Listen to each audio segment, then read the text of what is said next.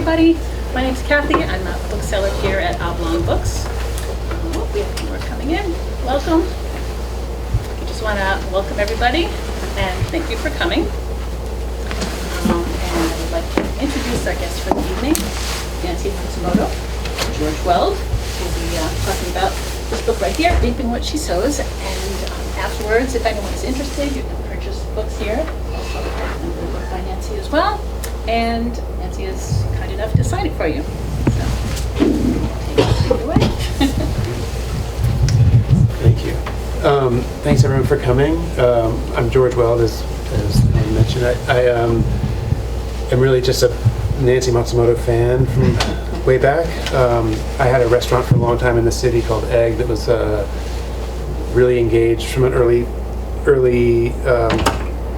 moment in the sort of good food movement and trying to bring local food, organic food to just sort of an everyday menu. And I think we kind of like have a lot of sympathetic ideas because of that. But this book is such an amazing collection of stories of, I mean, Nancy will do a better job of explaining it than I will, but amazing collection of stories of different producers she's met around the world, around the country, but also around the world, who are working together to create an alternative food system that that will help provide some ballast as we're kind of navigating through the, I'm going to just extend this metaphor, rough seas of our current culture and administration and all that stuff. Yeah, so I mean, I think one of the things that's interesting about the book in particular, from my point of view, I don't know if any of you read Omnivore's Dilemma, which has a similarly like kind of broad look at the food world. This book has a similar, like also like touches on all these different points where food is produced and distributed and meets people and sort of explains what's at stake for them and what they're working on and what's at stake for us as consumers and eaters and regular people and the issues that surround food. I don't know if you want to say anything more about it. Yeah, thank you for that lovely introduction, George. Thank you all for coming today. I'm excited. I'm speaking to my first dog. And her name is Olive, so it's sort of. Oh, it's a food item. Yeah, she's adorable. And so yeah, thank you all for coming. I am a huge George Weld fan because we have one longtime customer here in the audience. If any of you, two, okay, have had the good fortune to go to Egg in Williamsburg. To me, it was an iconic place when I lived in New York, and I wish I had been able to get there more often because it had values. It was sourcing from small farmers, incredible food, incredible service, beautiful room. So I was excited when George agreed to be a conversation partner because I really feel like this can be more of a back and forth conversation because part of my book, A, is telling the women at the forefront of food systems change who are really trying to rebuild our very broken food system. And B, the sort of the hidden agenda is to write a very nerdy book about two dueling supply chains. One, short, transparent, and direct, the kind that George was on the chef restaurant end of. And then on the opposite end, this huge commodity, big ag, big food system, which is super long, global, very not transparent, very opaque, very extractive of resources and of humans and animals, and very exploitative. And so I really wanted to show the stark differences between those two systems in every chapter.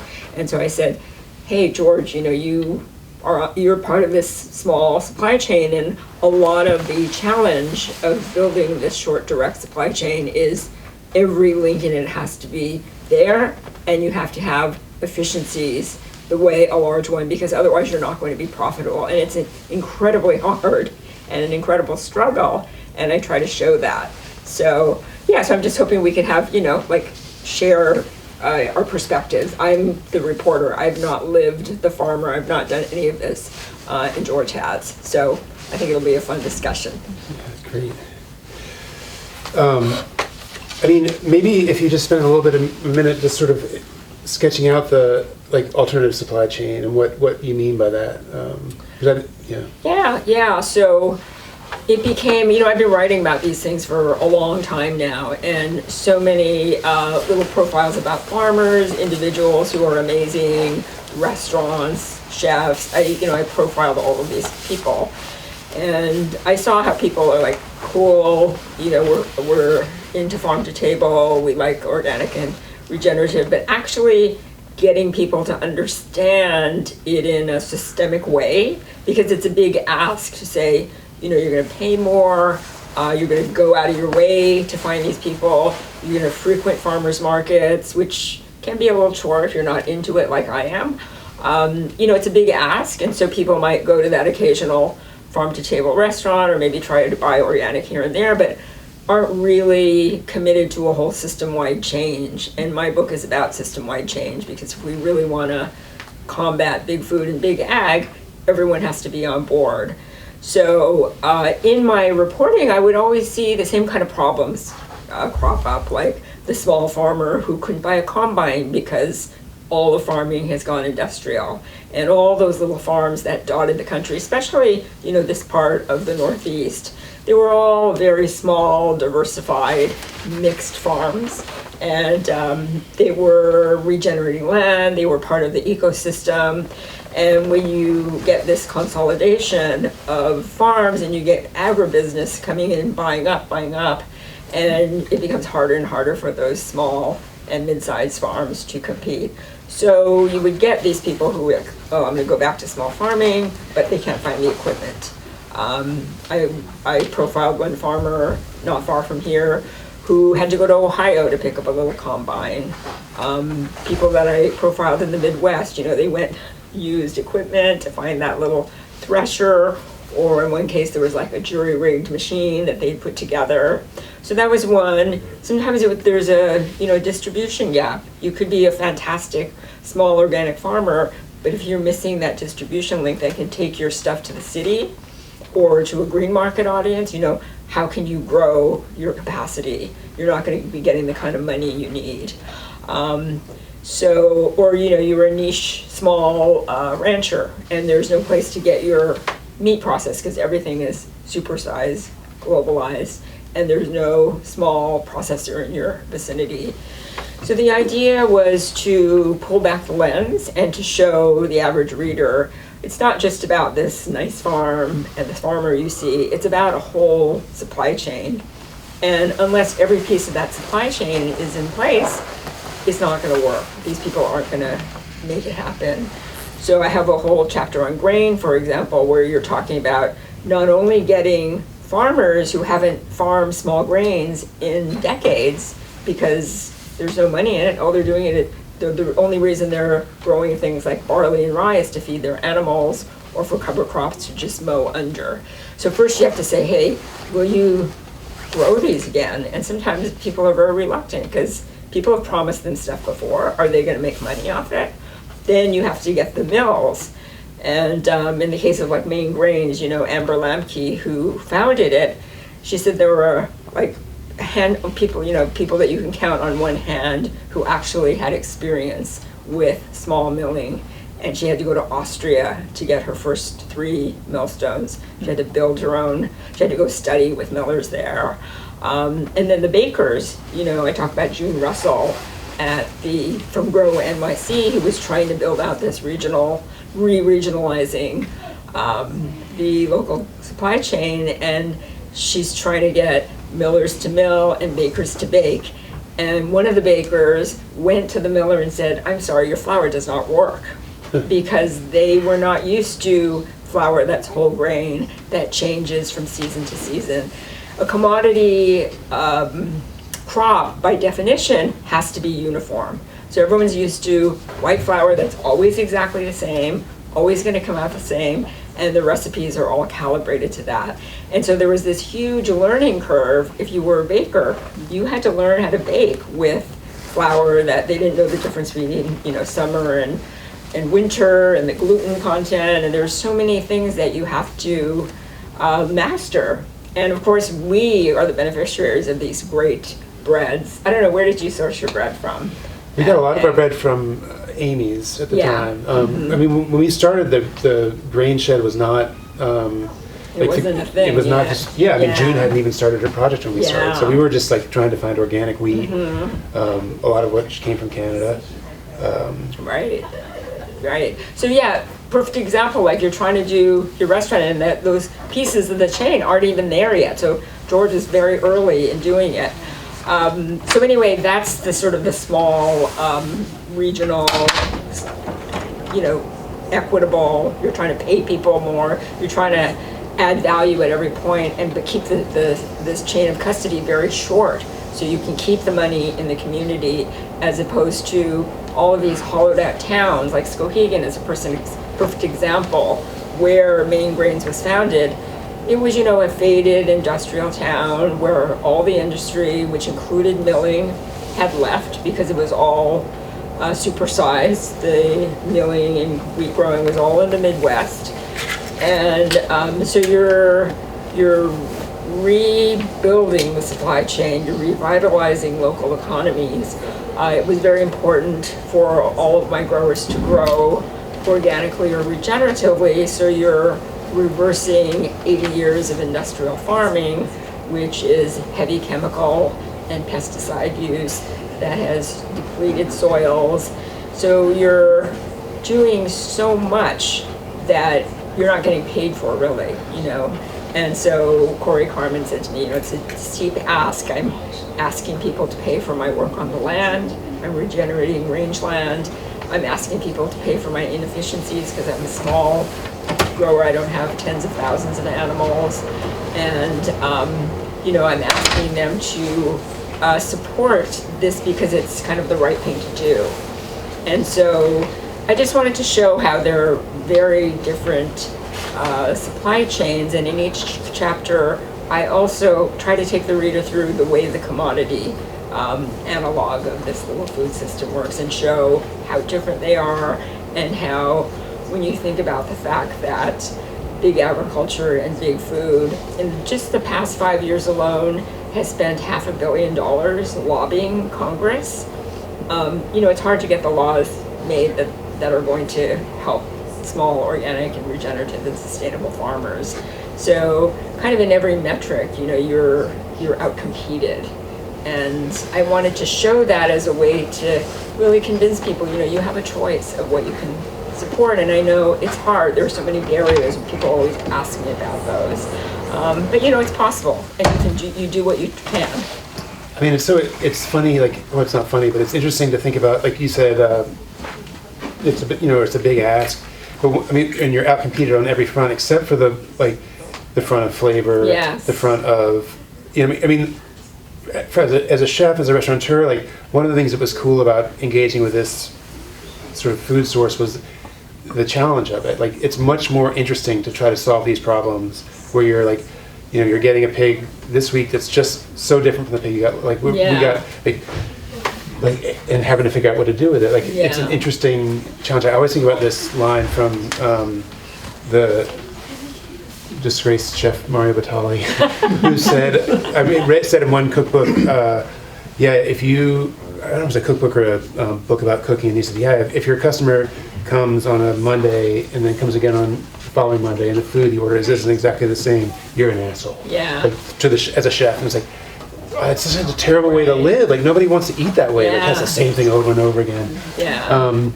So there's that. I think we, people who are in this network, and I want to emphasize, the stories that Nancy tells in this book are full of joy and fun. I mean, it's not all dire and Yes. grim. I mean, it's people who are meeting these challenges with a lot of enthusiasm and Yes. pleasure, Absolutely. hard as they may be. But I also think it's worth sort of laying out the stakes of it, because we, from a certain point of view, the book that kind of changed my way of thinking about food was Diet for a Small Planet, Frances Moore Lappé, and I think I read that in the 90s. Yeah. And, then you keep reading books where they're we need to change the whole food system, and you're how can have we not done it yet? Or what's holding us back? And I think one of the things that I think it's worth being really clear about is the stakes of not doing it. and I think you talk a lot about this book being born out of, or being clarified by the experience of COVID.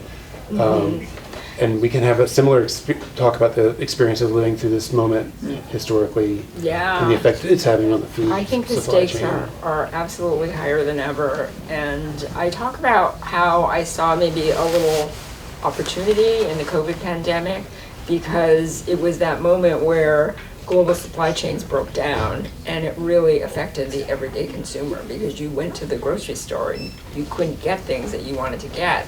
And you saw those images of those giant cargo ships, stuck offshore.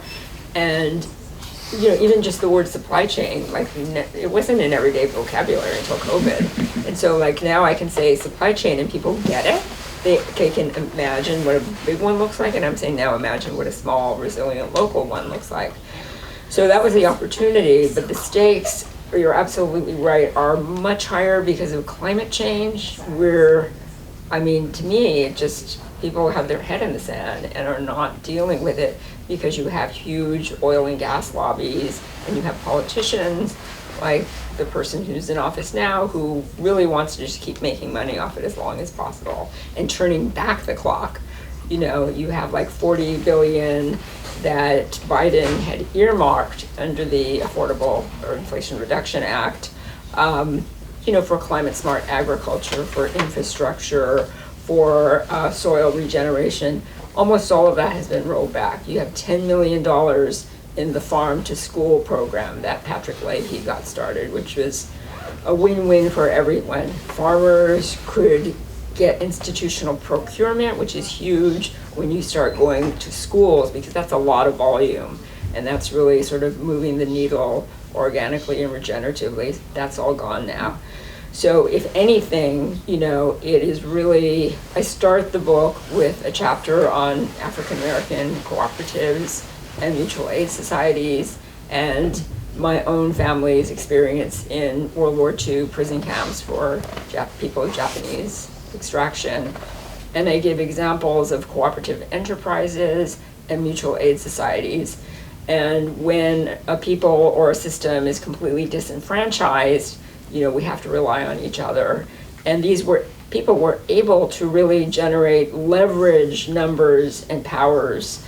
The Federation of Southern Cooperatives, which is kind of an umbrella co-op, so a lot of co-op of co-ops. And 10 years, they were founded in 1967. You could think of it as sort of the agricultural arm of the civil rights movement. So you had all these freedom riders come into Georgia, and I talk about this woman, Shirley Sherrod, who was just a 17-year-old kid. She wanted to escape the racist South because, people were getting killed all the time if you were black, or lynched. And then she meets this, crusading young man who's on the student committee for student nonviolent coordinating committee, which is very famous for organizing for civil rights in the South. And they end up marrying, establishing the first land trust called New Communities. So there's this kind of intertwine the civil rights movement and this kind of saying, hey, we have to help each other as farmers. So 10 years after they formed, they were kind of presiding or helping people manage 1 million acres of farmland. So it's that kind of power that you can, when you pool resources, you pool funds, you share technical expertise, share equipment, all the stuff that other big farmers were getting from the government, they had to give to each other. So when we think about this current moment, when I feel like agriculture is like NPR and PBS and university scientific research, all of them have had the rug pulled from under them, and agriculture is no different. So everyone's scrambling. How are we gonna do scientific research? How are we gonna broadcast the news? How are we gonna even feed people equitably? So to me, it's all the more important for grassroots to really mobilize and to say, wow, it's an important moment. We really have to shift our thinking and our behavior. But George, I just wanted to ask, as I really, when I'm laying out the supply chain, like in the meat chapter, I talk about a wonderful 100% grass-fed and grass-finished beef rancher, and I'm showing her entire supply chain. And Corey was actually one of the inspirations for the book, because in 2019, I was doing a story, and she described this whole supply chain that she was trying to build. She was getting a group of producers. They were going to share processing facilities. They were going to share distribution network, and they were going to, aggregate. And they had, education sessions where all the growers would come together and learn from each other. And again, there's a lot of joy, that kind of thing. People love it, the peer-to-peer learning. But then I go to Portland, and I went to a restaurant called Higgins, and the chef Greg Higgins has been for decades now really championing local producers.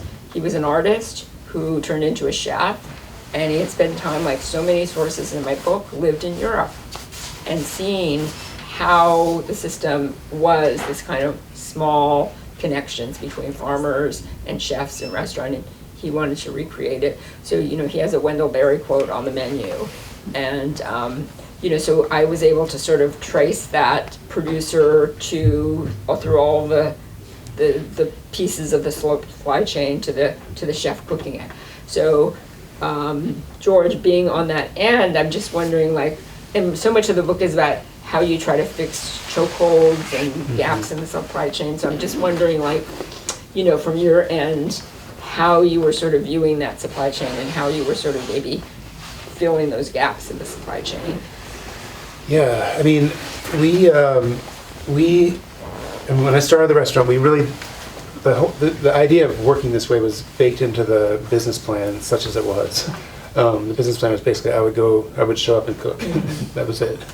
But the whole point of the restaurant was to try to support networks like this.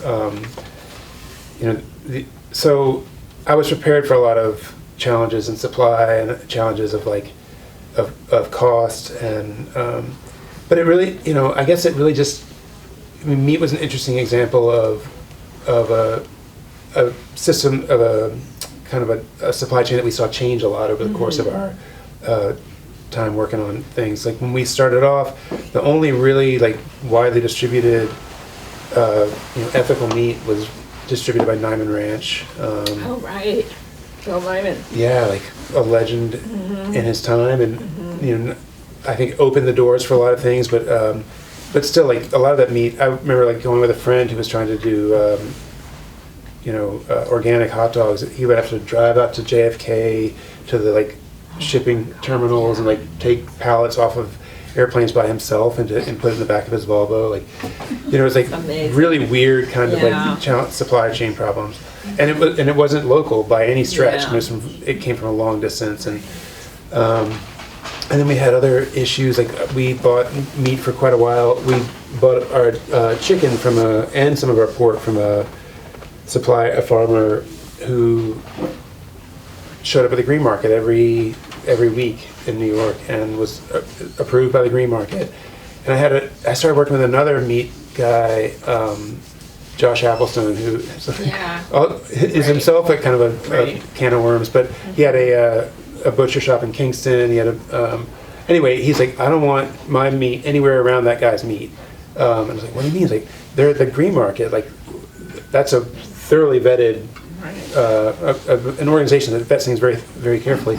Well, it turns out this farm, which was up in Greene County, had in fact been getting shipments of Tyson chicken, rebagging them in their thing, and selling them at the green market, undercutting everyone else doing that work, doing really hard work. And this guy just rolls in week after week after week, and is like, yeah, we can give you $1 cheaper per pound than everyone else. And you're like, wow, it's so great. That blows my mind. I mean, that's the most blatant form of it was outrageous. I've heard about. And it was this thing that kind of a lot of people knew about, and just I don't know why nobody wanted to say it, but at the time the whole system was so fragile and so small that it maybe that nobody wanted to it was you want everyone to trust the green market, so you don't want to make a big stink about it, but of course that guy's also undermining trust in the green market, and he's undermining everyone's business. Anyway, they finally got drummed out of town, and things stabilized quite a bit after that. But when we would get, for us, the funny thing about being part of the meat supply chain was just how direct it was. I mean, we would get half pigs every week, and the guy would just carry them through the front door. They'd come off they would go from the farm. Sometimes he would there'd be blood trailing along the floor past customers, and thankfully we had customers who were committed enough to what we were doing that they didn't mind. Or they And didn't you notice. were the butcher and the chef, right? Yeah. You were breaking down the animals. Yeah. So we would get, and so right. So that there was another place where we were consolidating that part of the supply chain in house, which is was challenging but also fun. But other places where the supply chain was as we went on, organizations like Hudson Valley Fresh or Hudson Valley Harvest, various people would try to develop these kind of distribution companies, Right. and sometimes they did a great job and helped us a ton. Mm-hmm. Sometimes it was an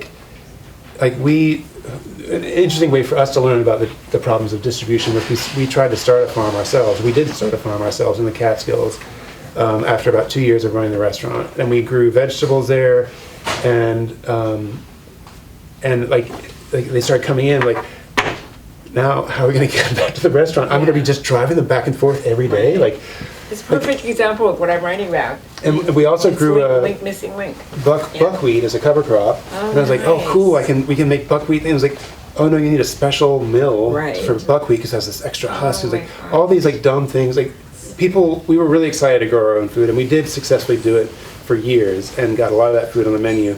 But more than anything, it taught me the lessons that this book sort of lays out, which is the supply chain is complicated. These things that you think you just didn't even, that we didn't even think about until we were faced up against who's going to bring this down for There's us. such a great early case study. I want to write a Substack article about the early days when there was no supply chain. And so what made you think when you got into this? Did you have a business plan? Did you have it did you knew where you were going to source from? Were there other people even doing it?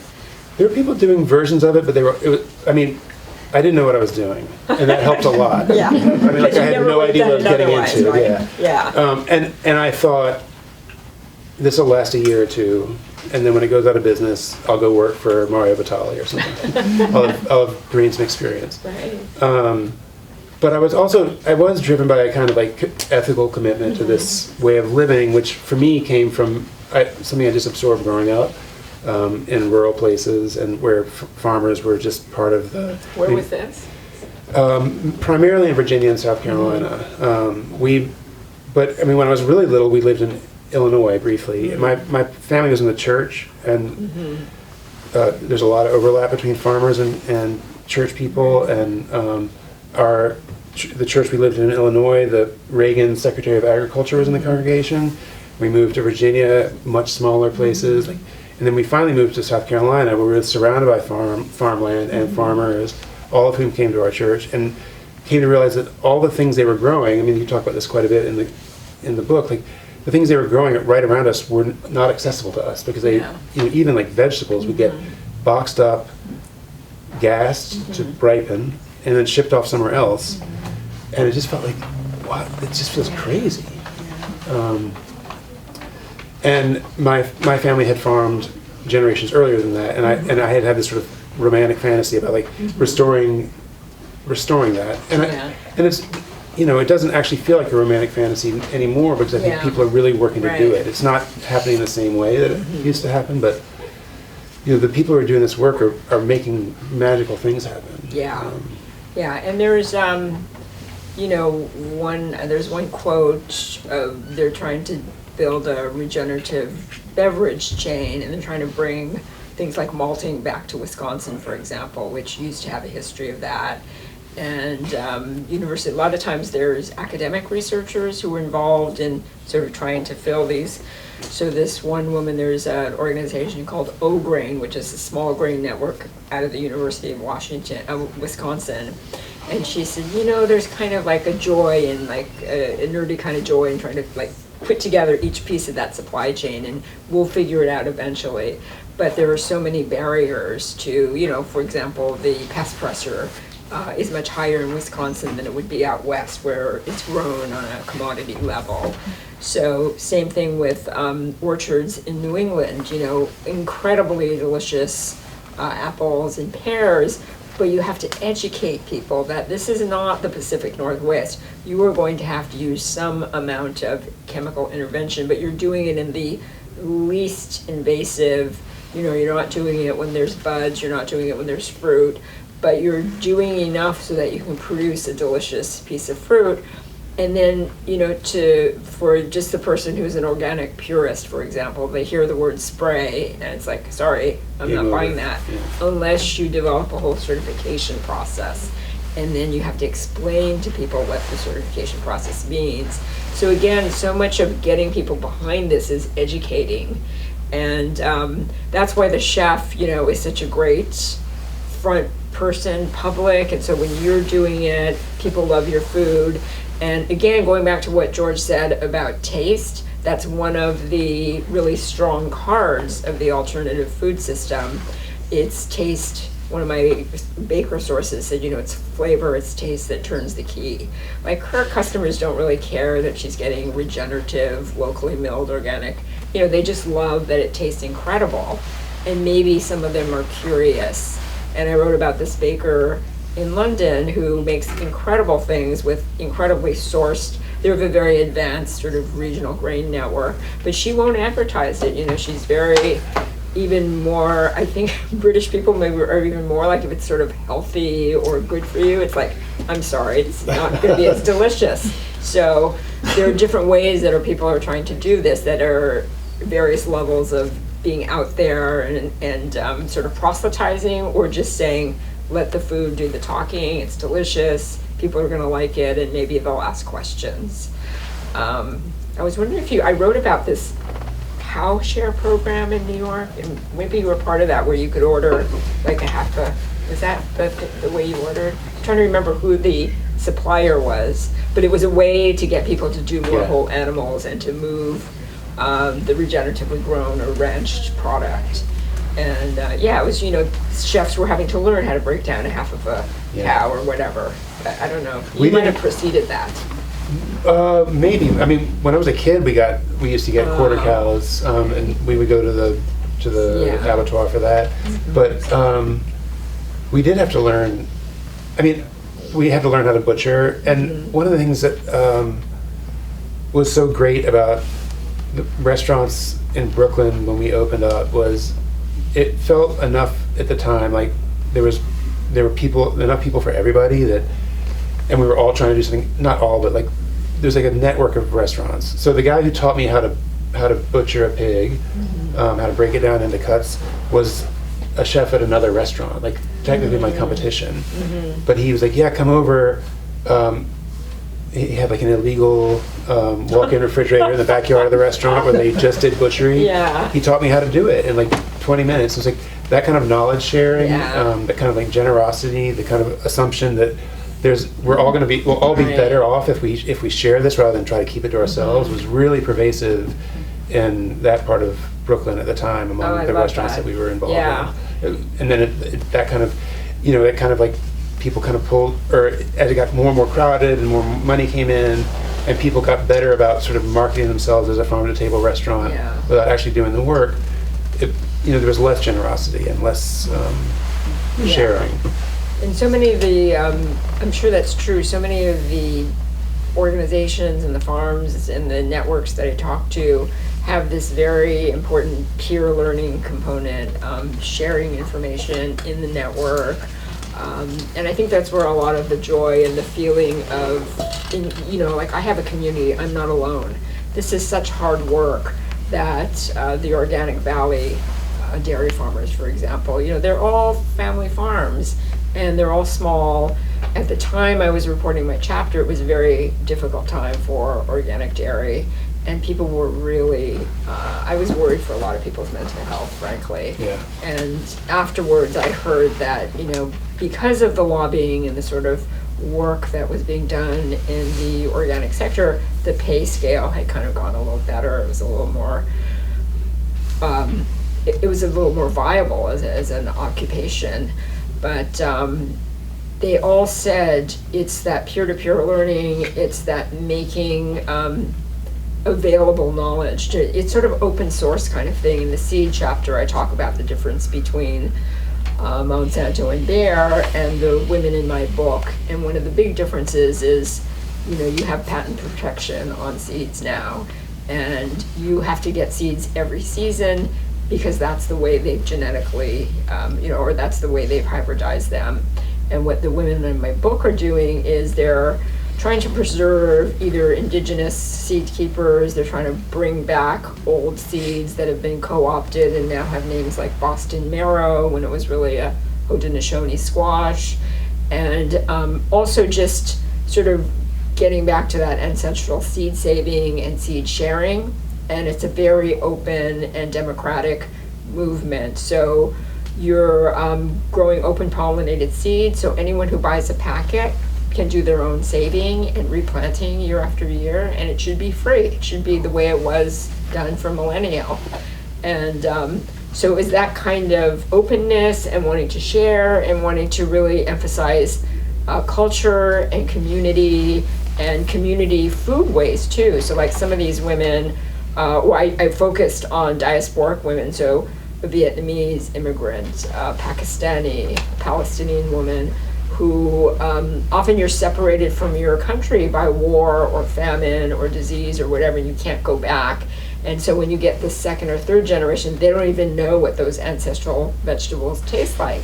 And they have to sort of figure it out using elders in the community who are going to taste test. And so I have stories like that that are really very joyful. They're about bringing the community together and remembering, oh, these are the foods, this is what a South Asian tomato, an Indian tomato would taste like. It's sour and a little bit bitter. So many of the stories relate to culture and just tradition. And I think when people are getting together at a restaurant like yours, there's just a lot of joy because the food is so good and you want to support this chef. I don't know if you had the issue, like I remember Dan Barber talking about, like with your nose to tail, thing, you have two of everything. And he would say how, you only have two of everything. Did you have that kind of limitations that you had to figure out, okay, how am I going to serve that? And well, yeah, I mean, it was funny for us because a lot of the we were primarily a breakfast and lunch restaurant, and when we started doing half pigs, we were open for dinner, but our dinner was much slower, so we would have like 12 or 10 pork chops out of a half a pig, and if our dinner had been like our breakfast, it would have been a disaster.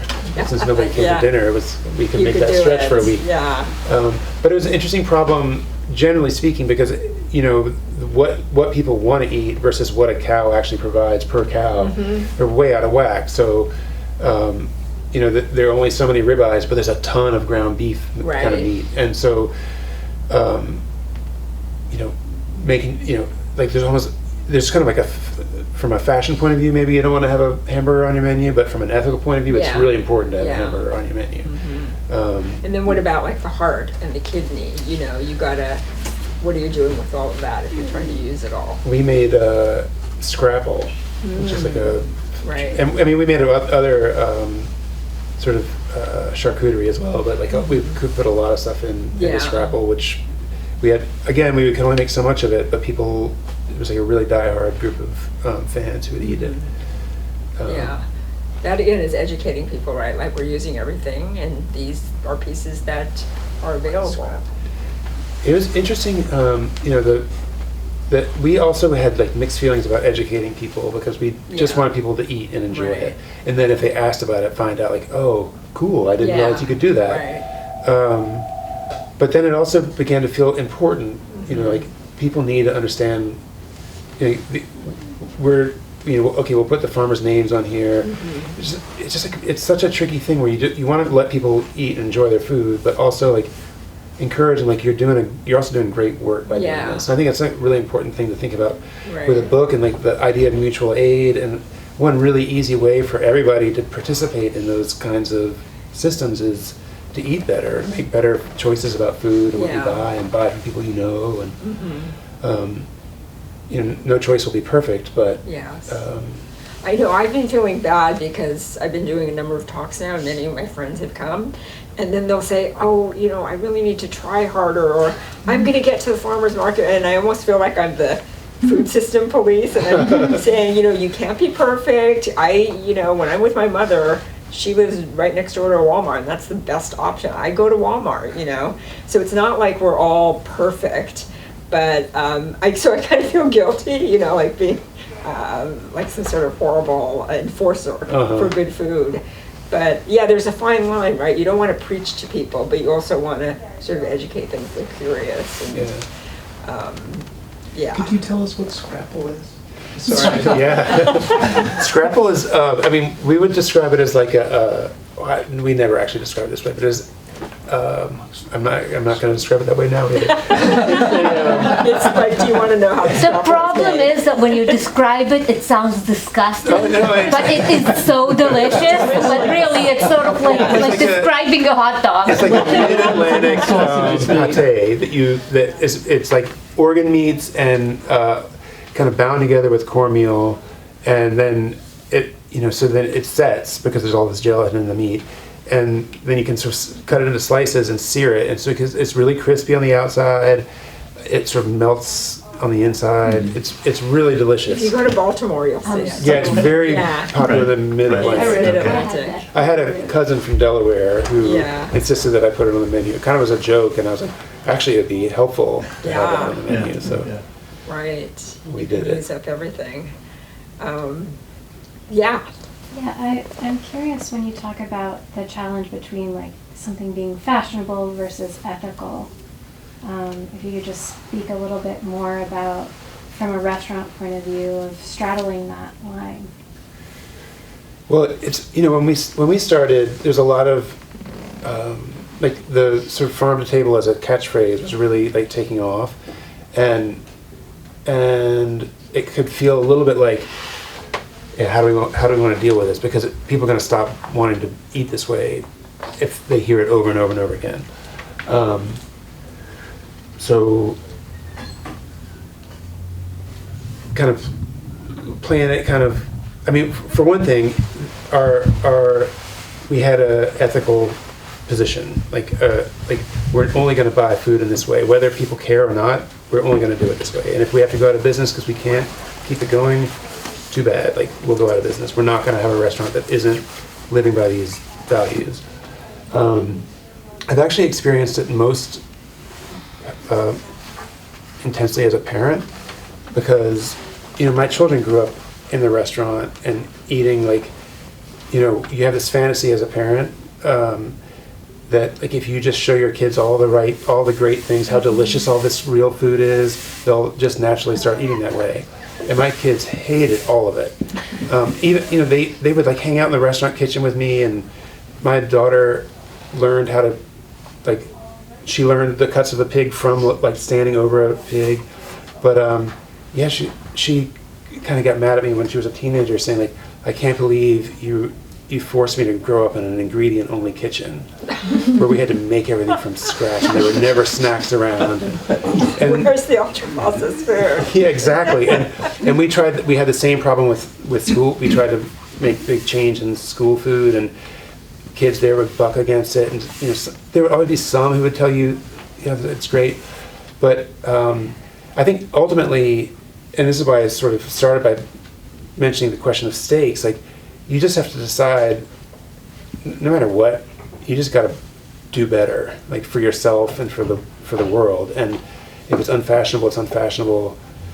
Like, and yeah, if my kids eat Snickers instead of lunch, like, okay, like, but I'm still gonna keep buying the same kind of food, encourage them to buy that food. My older daughter has kind of come around, is actually at the University of Wisconsin now, and is surrounded by people who are doing really interesting work.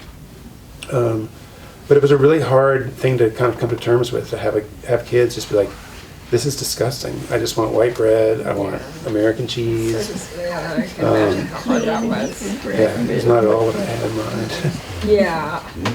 I guess your question about fashion and ethics, I mean, like, fashionable, is it not, like, you're not supposed to put a hamburger on the menu, or like it's uncool, or? Yeah, I mean, it has its moments. Because a lot of restaurants have a hamburger. There was definitely a moment where, like, Yeah. Like, I'm not putting the hamburger on the menu. It's like Yeah. pandering to the. Yeah, right. But what about things like getting to people to eat sweetbreads or organ meat? I mean, when I was at Le Vaudor, they had cervelle, which is brain. And my French friend was like, great, I'm ordering that. But how much can you sell some things to American? And how do you deal with that? Yeah, I mean, but I mean, those are, I think there's like always sort of edge cases where it just, it doesn't, it's always going to be a challenge. But for me, like the sort of mainstream of it is, we know, and this book does a great job of laying it out, like we know how to do this right. It's very straightforward. At the restaurant we had a kind of hierarchy of sourcing where, our best case is it's local, it's organic, it's regenerative, and then all the way down to, I think our sort of the bottom was it's organic, but it's shipped in from somewhere else. And there's so much variety available in that spectrum. Yeah. And your worst case scenario is you're buying organic food from California. That's amazing. I mean, there's such high standards, but how do you make it work out with pricing? Because you're paying more for these ingredients. And does breakfast make it easier because you have a little No, it more wasn't limited? easy. It's not easy. The only thing, I mean, it worked for us because we were really busy. Yeah. It you was did very hard Yeah. for if you're not super busy. I mean, you can figure out ways to make it work. But I'm thinking about for regular consumers, where like, like your friends who are worried about going to Walmart or whatever. Like, there are like you have to compromise. You have to make choices all over the place. But there's so much information around that you can always make there's almost always like a slightly better option. Right. Yeah, I think that's what we're trying to do, is just get people to be more conscious where you can source, to pick the better source. Sometimes you can't always do it. And yeah, it kind of becomes, you kind of want to do more and more. Like I'm in a food co-op and we care about where we're sourcing everything from, and we write articles about it and we try to educate each other. And so for me, it's just a way of life, and I do find a lot of happiness to be with other people who want to do the same thing. One thing I was going to ask you is like, okay, you've lived the life of true farm to table, but as you said, so many people say that. At last night's talk, one of the farmers was saying, yeah, there are places that have us on the menu and they haven't bought from us in 2 years, Like how can you tell who's real and who's not when you're looking at a menu? I mean, unfortunately, you probably hard can't. to. Yeah, I mean, surely there are things like if they have, a cheap ribeye and they claim to be buying from a local grass-fed beef source, it's probably not. Yeah. I mean, maybe it's just I feel like you can just kind of get a feel from the way the menu is set up. Like, does it feel like it's bragging about what they're doing, or is the point like the food is good?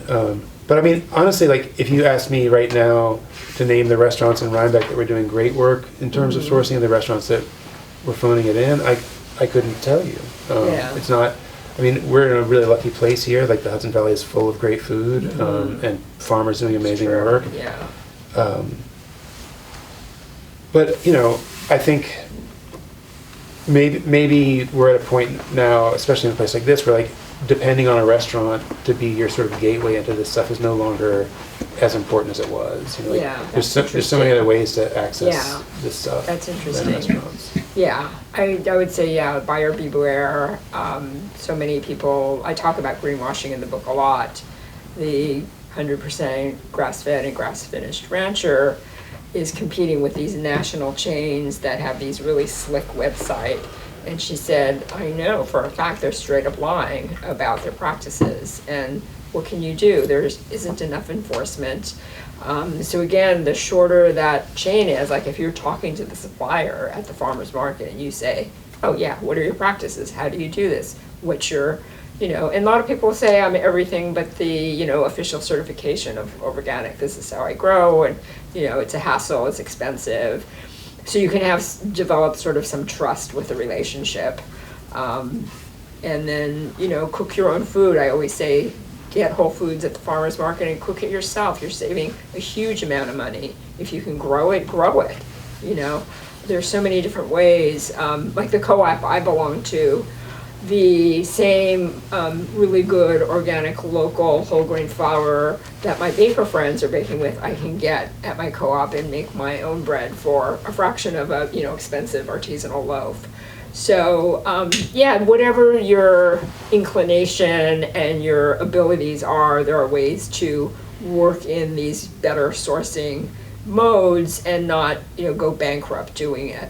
And so I think we're always weighing things and making choices, and, you know, maybe meat is really important to you, so you're gonna eat less, source better, know your sources. I love vegetables and grains, so I eat a lot of those things, and legumes. And I'm very happy, you know. Other people need more meat, so it really varies. But I do think that so much of it is just an awareness that there are these two systems, and really it's kind of a no-brainer if you care about the planet and the welfare of people and animals and the environment. So it's hard work, and but I do try to show that it's fun too. You know, I'm sure you had a lot of fun with your. George was telling me you still get people coming up who remember you, right? Remember. We miss that restaurant several times a week. And it's the kind of food that, like, I wake up at 4 a.m. and I'm like, I really want that, like, that Carolina kale with the cornbread in it. Like, I have the memory of the flavor of it, even though I haven't had it in like 10 years. I remember the texture of it, like, exactly. So good, I don't have that with a lot of foods. Yeah. Yeah, no, I totally agree. It's that kind of loyalty that it can engender. And, you know, whenever I'm at dinners that are, you know, producers who are doing this, there's just so much joy. And it's hard not to feel joyful when you're eating their food, and it's so incredible, so delicious. It's just, I mean, I was saying to my wife earlier tonight, it's just like such a nice feeling when you go, I mean, for me, like, to go to work every day, like the first time the current president was elected, my daughter had stayed up as late as she could because she was so excited that she was going to see the first woman president. It's like the most heartbreaking morning I've ever had as a parent. Well, that's maybe not true, but it was super bad. But then to be able to say, like, going to work is going to help.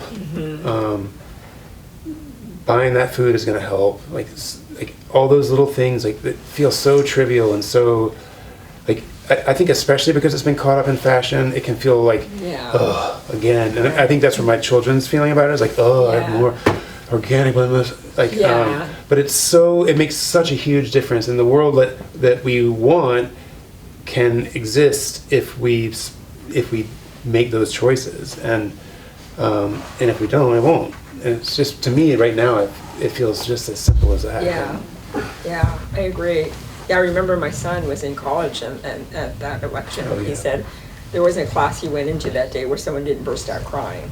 You know, it was so wrenching to so many young people. But yeah, it does feel like you're doing something. You know, you're trying to make a difference. And you really are. Like, you really legitimately are. And I think more than ever, I mean, food has always been so important. It's, you know, responsible for a third of greenhouse gas emissions, and it's part of our everyday lives. But more than ever, I think because of climate change and because of the way there's been such a concentration of wealth that is embodied in this corporatization of agriculture, corporatization of fisheries, where, you know, rich companies, I mean, the fisheries, it's huge private equity companies who are investing in these corporations and just extracting, pushing out all small fishermen. So more than ever, I feel like it's all part of the same fight, you know, is that to save agriculture is about healing the planet, reversing climate change, but also just giving small producers a fighting chance to exist, where they're being more and more. And when you look at the, you know, now it's moved to the tech sector, it's basically the same story of consolidation and a few people enriching themselves at the expense of everyone else.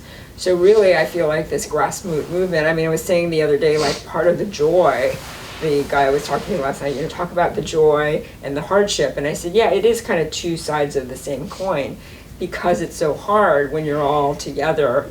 I said, it's like being revolutionaries, and you're just like, okay, we're doing this even though it's really hard, but at least there's a lot of camaraderie and there's a lot of joy in trying to do this together. So I totally know what you mean about like just feeling good, like that you're trying to do something. So years ago, my wife and I, we became connected with the Columbia Land Conservancy and their matching program. And we had a farmer live on our property, and we created a CSA, and we had dinners every week, and we had potlucks, and we had puppet shows and concerts in our barn, and we did that for 15 years. And then the farmer, he started having children, and and he realized he had to make a move, so he purchased property, and and he's doing great, and he created. Actually, he became. He created a small CSA, but he's still farming, so that's the good news. So, but our property is still a working farm, but we're leasing our land, and so we're not having as much fun with community and creating community around the CSA that we had before. So I'm wondering if it's still active, the matching program, and if they're still creating those kinds of relationships. I don't know about this particular organization, do you? No, I don't. Yeah, but I was just at a farm called Pitney Meadows yesterday when I was in Saratoga Springs, and it's a really interesting example of a farm that was in private hands for generations. I mean, it started in the late 18th century, different owners, but the Pitney family still is on the land, but the town sort of raised money to preserve open space, and then they created a conservation easement. So the family is still there. Bill Pitney, I think, is still farming there, but they have sort of become a nonprofit, and it's all about being community-based. Half of what they grow goes to community-based organizations. They have to raise, they're still figuring out how to make it work financially, Right. But they have workshops, they have kids classes, they created all these big container gardens, and it's a sliding fee scale, so if you can afford it, you pay full price, if whatever you can afford, so it's very diverse income levels. And then they had some containers labeled as Master Gardener, so you have that sort of learning, component where people are sharing knowledge. And if you're a beginning farmer, you could go to that Master Gardener for help. Right. And I write a lot about this kind of information sharing and sort of open source, and that's a real key. So I was excited to see this, and I think there are land trusts. There's American, what is it called, Farmland Trust, Yeah. which does great work, and it's all about how do we preserve the open spaces and how do we connect the farmers with the land and get the landowners involved. So easements and land trusts are really great instruments. So you could reach out to American Farmland Trust and say, how do I do this in a way that Right. makes sense for everyone? Well, our farmer had internships for, that 15-year period, and so we became an incubator for other farmers who went out. That's amazing. Some of them just worked for other farms, some of them went into education, but some of them did, continued to become active farmers. Yeah, it's very similar to like Pitney Meadows is trying to sort of emulate Glenwood in Cold Spring, and they are an incubator. They train up-and-coming farmers. Yeah. They have an amazing CSA program where they're trying to make up for the loss of SNAP benefits and getting as much food to the community. So I think Pitney Meadows, as it continues to grow, will be that kind of a place for a hub for the community. Yeah. So there are a lot of interesting, people were asking like, how do you get past that point where, it takes years to be profitable for some farms.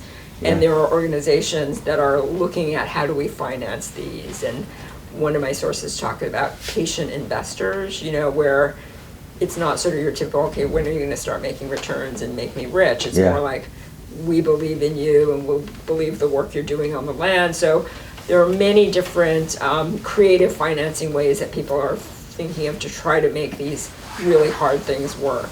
Yeah. Takes a lot of ingenuity, and there are a lot of amazing people. We didn't become profitable until COVID. Oh, That's a really? big difference. Yeah. We were just limping along, 50 Yeah. CSA members for years. And then COVID happened, and then we went up to 150, Yeah. 175. Did it last after COVID? Is It lasted for about 5 or 6 more years after that.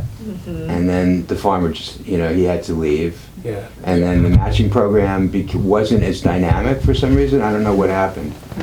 There weren't enough farmers that were interested in putting in the work and not owning their own property. Yeah, Yeah, it's which is interesting. understandable. Yeah. But there are lots of.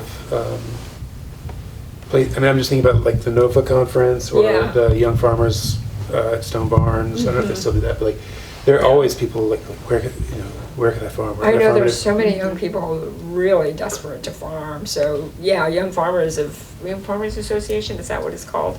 There's I think so. yeah, It used to be. I'm not sure. yeah. But yeah, I mean, there are so many barriers, and land access is a huge one. Yeah. So that's a question that a lot of people are working on. Take one more question, you think? Oh, okay, and any more questions? One more? No, okay. Nothing else? Well, Well, thank you so very much. Thank you. thank you. Thanks so much for